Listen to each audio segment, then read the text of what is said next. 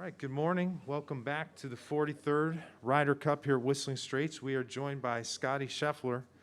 Scottie, welcome to your first career Ryder Cup.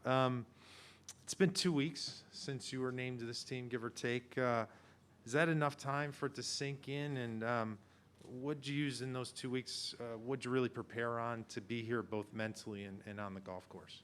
Yeah, I would say to prepare mentally, I took a few days off after the playoffs and the long season that we had. I was a little bit worn out, so I had to take a little bit of time. But it was nice getting that phone call and having some good motivation to go out and practice again. My year didn't finish off how I hoped that it would. And so to have an opportunity to come here, represent our country, and play well is really exciting. And, I mean, I just prepared like I would any other major golf tournament. Nothing crazy, just my usual prep. Okay, let's hit the floor. Mark, number 4. Hey, Scottie. I'm just curious, with Bryson just here a minute ago, obviously, he's been a bit of a polarizing figure out here, and you've known him longer than some of the guys on the team. What's your impression of how he's been treated kind of, publicly on the outside and the perceptions that are out there? And, yeah. Yeah, I mean, the perceptions around him, it's whatever, the public creates. I think everybody has an opinion on him. I have an opinion on him as well. I mean, I think he's a fantastic guy. Like we said, I've known him since college. He's always been nothing but gracious and kind to me, and he means really well. I think sometimes people take little tidbits of what he says and try and beat him down a little bit, and I think that's kind of what happens in sports is people get built up and then they get torn down once they reach the top. And I think it's something you've seen for a long time. It's something you saw. Like I've watched The Last Dance a couple of times, and it's something you saw with Jordan as well. And when people make it really big, like Bryson has, I think some people try and tear him down a little bit. But I mean, he's a fantastic guy. He's got a great heart, and I mean, I really have nothing but good things to say about him. Number 25, back left. Scottie, Jordan made the point that there really aren't rookies on the Team USA because of all the experience winning Olympics and playing in other team competitions. You are the true real rookie. What advice have you been getting from your teammates and maybe other people ahead of this event? I mean, the vice captains and Steve have been really helpful, as well as just the guys on the team. I would say I am the only true rookie, having not played a President's Cup before, but I don't feel like that. I feel like I belong on this team. The guys have done a really great job of making me feel like I belong. I think if I showed up on this team and either didn't have friends or the guys weren't being nice to me, it would feel a lot different. But I feel like it's been a seamless transition for me being on this team. The guys have been nothing but kind, and I think also that the top 6 or the guys who knew they were going to be on the team had a lot of input in the selection process. It wasn't just the PGA of America or Steve making the call. It was the guys on the team. And so for me, just having their kind of vote of confidence for me is fantastic. And, I feel a part of the team. Doug, number 20. I was going to, Scottie, just ask you in terms of getting together with team for the first time, how is the experience different here than it was at the Walker Cup in terms of fitting in and that kind of stuff? Yeah, I think at the Walker Cup, it was different because we were all the same age. Like here, there's a little bit of an age gap, and here the wives and the girlfriends are really involved, which I think is fun. At the Walker Cup, it was really just the 10 guy. I think it was a 10-guy team. It was really just us and the captain, and that was pretty much it in the team room. And so it was a little different environment. Here, there's a little bit more going on, but I think with everybody's wives being there, it's very comfortable for everybody just to be in the team room, hanging out. Wives, girlfriends, all getting to know each other, as well as, I would say that's probably better. The wives and girlfriends get to know each other because they don't see each other on a daily basis like we do. I've seen these 12 or 11 guys at the same events for the past 2 years, so I know all of them pretty well, but our wives don't necessarily know each other. Was there ever a concern of you about fitting in? Not a concern, but were you kind of curious how that would take place? Fitting in, not really. Yeah,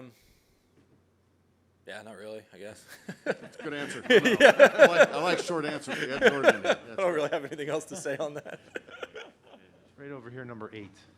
Scottie, you're incredibly even-keeled, so I'm trying in my head to imagine what it looks like when you get really excited. So if you can go back to the moment when you figured out that you'd be a captain's pick, Was it? I mean, was there an expression of joy? Did you feel joy? What was that like? Yeah, I think it's funny people say that I'm not emotional because my wife would say the complete opposite. I mean, I cry a decent amount. I'm actually a pretty emotional guy. And so for me, when I got the call, it was pretty similar. I was just waiting at home with the phone basically the entire day. One of my best friends from high school came over. We were catching up and just chilling, and then the phone rang, and I was like, I'm sorry, buddy, I have to take this phone call. And then Steve made it really quick. He said, hey, do you want to be a part of the team? I was like, yeah, sure, Steve, if you need me, it's fine. I'll be part of the team. And, a few tears of joy. My wife was really happy. She knows how hard I've worked for this. It was a really cool moment. Went and told Randy and my parents. And, I mean, I was probably just as emotional getting that phone call as I was the Walker Cup as well. I remember the one for the Walker Cup. I was on the range with Randy, and I didn't know when that phone call was going to come in. Steve basically told us, he's like, hey, Monday, be at your phone. And I was like, okay, be at my phone. For the Walker Cup, it was a little bit different, and that was emotional as well. What's the last movie that made you cry? The last movie that made me cry? I'm trying to think. Any movie that has made you cry, if you can't remember the last one. I don't know, probably because it's fresh on my mind. Miracle usually gets me going. Yeah. Also, just some of the just silly shows that we watch. Like, I think Meredith and I both cried at the end of Stranger Things. I think we just finished a season of that. But I think, yeah, those two. Thank you. I believe number 7, right? Yep. Speaking of Steve's decision to pick you, he made it clear that one of the reasons was that analytically and statistically, you fit this golf course really well. It's clear that he's using statistics and analytics a lot. I'm just curious, like, do you do that on a weekly basis? And what's your sense of how the team kind of accepts that kind of data and information? Yeah, I would say there's been a pretty open line of communication between us and Steve on where the guys want to play, where that also fits with the statistics. And I think a lot of the guys out here, the guys that are on the team, are all really smart. And I think a lot of times the statistics that we use is kind of a backup's not the right word, but kind of a second opinion, because like if the statistics guys are going to tell us what holes we should play the evens and odds, like that's something that, if Jordan and Dustin are going to go out together, it's going to be pretty easy for them to figure out as well. And so those statistics guys, it's really kind of that second level of confidence that this is the right decision. If that makes sense. Over here on your left, number 19.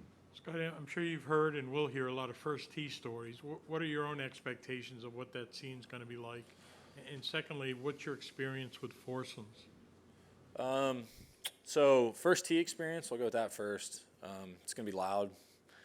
And then the one thing I heard was it's weird how loud it gets to how quiet it gets when you're about to hit the shot, just because it's going to go back to a regular golf tournament when you're over the ball. And so I think that's going to be kind of a weird adjustment. I think it was Zach who told me that. Zach is like, it's just really weird how quiet it gets because it's so loud, and then all of a sudden it's dead silent. So that's that. And then foursomes. I've played foursomes. I played it in junior golf on Wyndham Cup teams. I played like in 4 or 5 of those. I always loved alternate shot. Played it in the Walker Cup. And then we played a bit of it last week, and I'm sure I'm going to play a little bit more of it this week. That's another thing that they're using heavy statistics on is who pairs well in what format. And so, I don't know, I like the format. If I get a chance to play, I'll enjoy it. If I don't, then that's okay too. Yeah. Okay, straight back on your left, 23. Scottie, what did you get out of the visit here last week, and what do you hope to get out of the next 3 days, especially today playing with the 3 guys you are in terms of preparation and knowledge and just feeling comfortable here? Yeah, I mean, Jordan, JT, and Bryson, they're great to bounce things off of. Played a lot of rounds with Jordan at home last week. I think we're both enjoying kind of getting prepared for this tournament, in more of a team atmosphere than it is preparing for a U.S. Open or whatever tournament it is. That's usually a little bit more individualistic. And, yeah, I mean, the prep weeks, it's going to be the same as it is any other major, just getting to know the golf course. The only difference is just trying to figure out who we're going to partner up with. I think our captains have a really good idea of what our groupings are going to be. And so for us, I don't think there's going to be too much figuring out at the beginning of the week. I think they got a good idea of what we need to do, and it's just a matter of going out there and doing it. Okay, Scotty, thanks for finding us. Have a terrific day and enjoy your week, sir. Thanks, guys. Appreciate Thank it. you.